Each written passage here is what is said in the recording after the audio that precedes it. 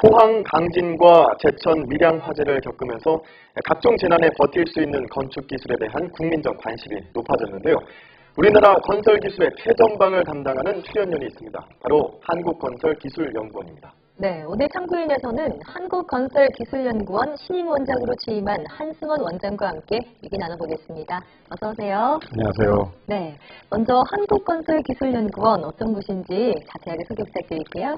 예, 한국건설기술연구원은 1983년 6월에 설립되어 올해로 35년째를 맞는 국내 유일의 건설 분야 종합 정부 출연 연구위원입니다. 네. 일산에 있는 본원 외에도 화재연구소, 하천실증센터 등을 전국적으로 보유하고 있고요. 저희는 우리 건설기술의 최전선에서 국토개발 그리고 국민생활의 삶의 질을 개선하기 위해 노력을 해왔습니다. 네. 특히 과학기술 발전으로 인해 건설기술의 패러다임도 바뀌고 있습니다. 여기에 발맞춰 저희 건설기술연구원도 새로운 건설기술을 연구하기 위해 매진을 하고 있습니다.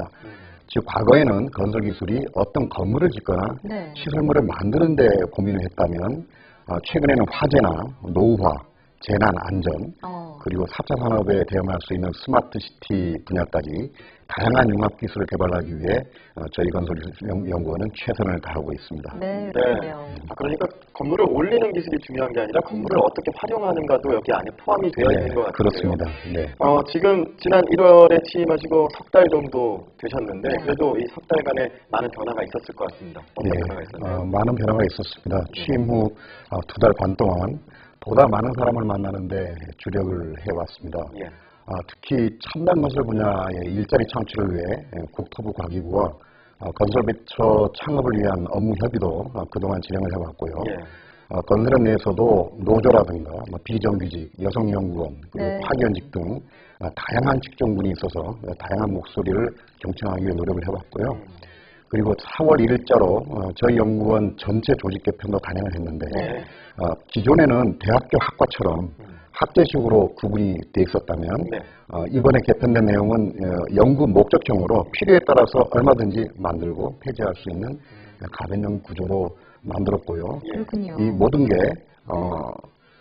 활발한 창의적인 연구를 하기 위해서 저희가 조직 개편을 했습니다. 네. 그리고 국민 화재 안전 연구를 위해서 구성된 청와대 화재 안전 타스크포스에도 출연 연구기관으로는 건설연구원이 유일하게 포함이 되어 있어서 네. 활발하게 국민 화재 안전을 위한 연구도 진행을 하고 있습니다. 네, 정말 바쁘게 보내셨는데 또 취임 이후 건설은 역사상 첫 여성 연구본부장도 탄생하는 네, 등 맞습니다. 정말 새로운 행보를 펼치고 계시더라고요. 예, 맞습니다. 제가 또 원장님의 이력을 좀 살펴보니까요.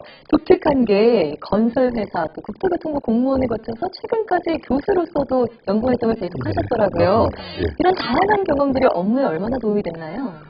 물론 큰 도움이 되고 있습니다. 네. 건설회사의 경험은 공직에 있을 때 정책을 입안을 해야 되는데 수요자인 산업계 입장을 이해하는 데 큰 도움이 됐다고 생각이 되고요. 네. 학교로 옮겨와서는 이 산업계와 공직의 경험이 연구의 지평을 보다 넓게 보고 실용적인 연구를 진행해 나가는데 큰 바탕이 주춧돌이 되었다고 생각하고 네. 있고요. 지금은 출연연구기관, 건설연구기관으로 옮겼는데요. 출연연구기관의 여파를 보는 여러 가지 관점이나 아무래도 공공기관이기 때문에 그리고 제도 및 정책, 연구 결과가 제도 및 정책, 산업 혁신으로 이어지도록 하는 구체적인 방법론을 찾아 나가는 데 있어서 네. 많은 도움이 되고 있다고 생각합니다.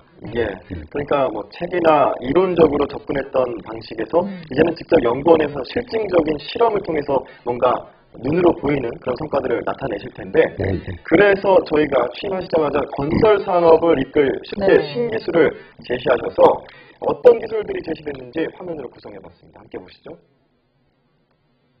네, 건설 산업 이끌 10대 신기술 모듈러 주택, 장수명 주택, 싱크홀 예방 기술, 포툴 예방 기술, 홍수 방지 시스템이 있고요. 네. 네, 또 이어서 5가지 기술은요. 터널 화재 방지 시스템, 건물 붕괴 방지 시스템, 낙하 위험 방지 시스템, 또 음식물 쓰레기 자원 활용 기술도 있고요. 차고 단열 보관 기술까지 준비가 되어 있네요. 네. 첫 번째 그 모듈러 주택 같은 경우에는 쉽게 말해서 이 조립식 건물 네. 형태인데 예. 이렇게 신기술들 발표하게 된 여러 가지 신기술들의 취지가 있을 것 같습니다.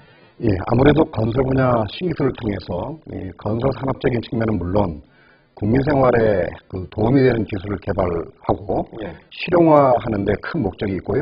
이번에 발표된 10대 기술은 튼튼한 집을 지어서 이 주택난을 해결하는 문제부터 도로 안전, 그 재난 대비에 이르기까지 우리 일상생활에 밀접한 다양한 기술들을 포함하고 있습니다. 예. 몇 가지 대표적인 기술을 소개해드리면 좀 전에 말씀하신 그 모듈러 주택은 공장에서 미리 생산한 주택 모듈을 현장에서 레고 블록처럼 조립하는 기술입니다. 예.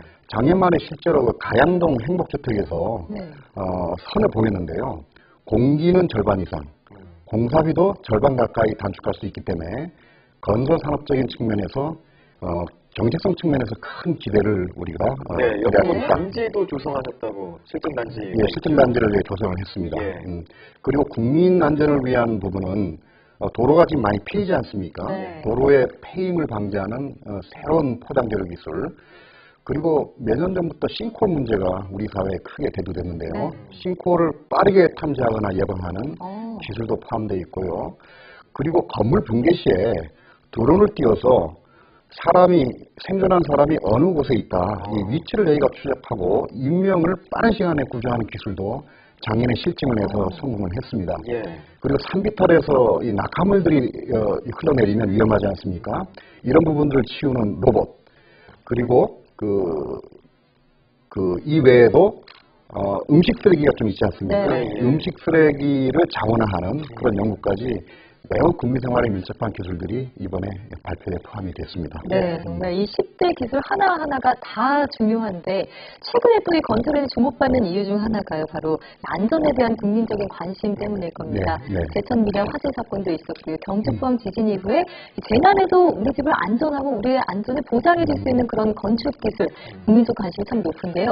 이를 위해서 건설연대 연구에 박차를 가하고 있다고요? 예, 그렇습니다.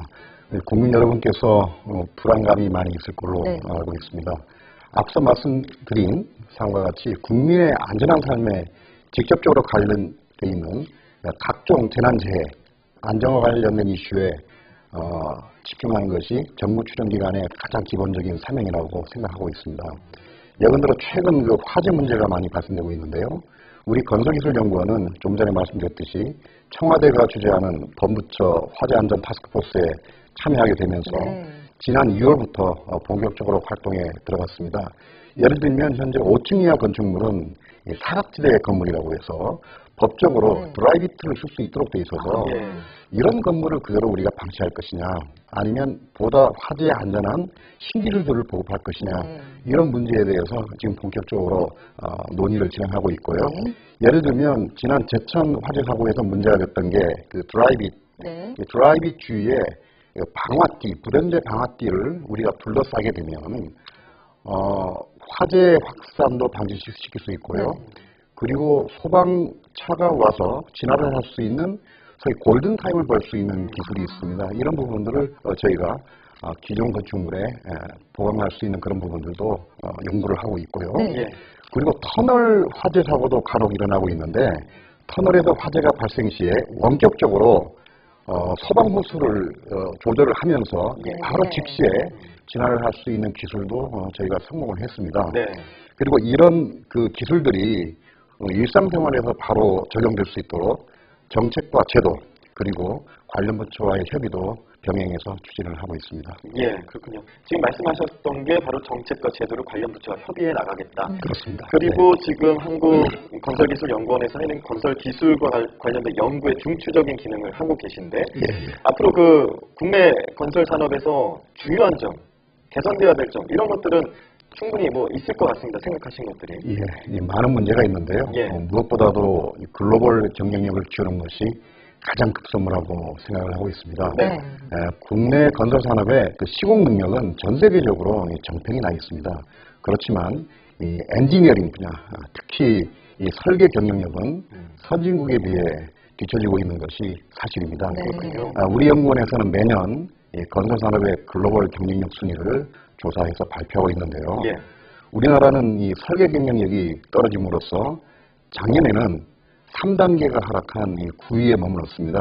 1위는 지금 미국이 차지하고 있고요. 그렇군요. 결국 설계 엔지니어링 기술을 제고하는 문제, 그리고 전문성을 갖춘 글로벌 인재를 확충하는 방안이 매우 시급한 과제라고 생각하고 있고요. 네. 저희 연구원에서도 KICT 스쿨이라는 전문 대학원을 설치하고 있습니다.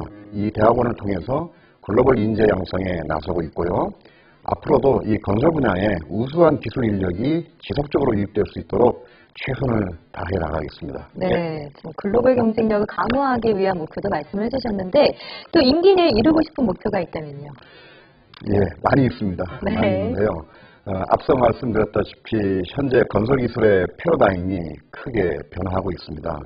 무엇보다도 저는 사람 그리고 국민을 중심에 두는 기술, 우리 사회를 보다 안전하게 국민을 행복하게 만들기 위한 기술을 개발하기 위해 정부 출연연구위원으로서 우리에게 주어진 미션을 새롭게 가다듬어야만 한다고 생각합니다. 네. 그리고 보다 미래적인 문제, 기후변화라든가 지속가능성, 에너지 부족, 그리고 4차 산업혁명에 대비한 스마트 시티 기술을 확보하는 이런 기술적 난제들도 우리 연구원이 앞장서서 해결할 수 있도록 노력을 하겠습니다. 네. 그리고 친산업적이고 실용적인 연구 환경을 구축하고 싶고요. 정책 지원 플랫폼으로서 저희 연구원이 싱크탱크 역할을 해야 됩니다. 예. 이 기능도 대폭 강화해 나가겠고요. 국민 옆에 가까이 있는 그런 연구원이 되기 위해 최선의 노력을 다하겠습니다. 국민 네. 여러분께서도 많은 관심을 보여주시고 성원해 주시면 감사하겠습니다. 네. 예. 앞으로 그 의식주라는 말을 많이 하는데 그중에 가장 정말 중요한 역할을 담당하는 그런 머리, 싱크탱크가 될 것 같습니다. 지금 말씀하신 그걸 욕심을 다 이렇게 펼쳐 보일 수 있는 그런 임기 내에 그런 성과들이 나왔으면 좋겠다는 생각이 듭니다. 네. 지금까지 한승원 한국건설기술연구원장과 함께 이야기 나눠봤습니다. 오늘 말씀 고맙습니다. 예, 대단히 고맙습니다. 감사합니다. 열심히 하겠습니다.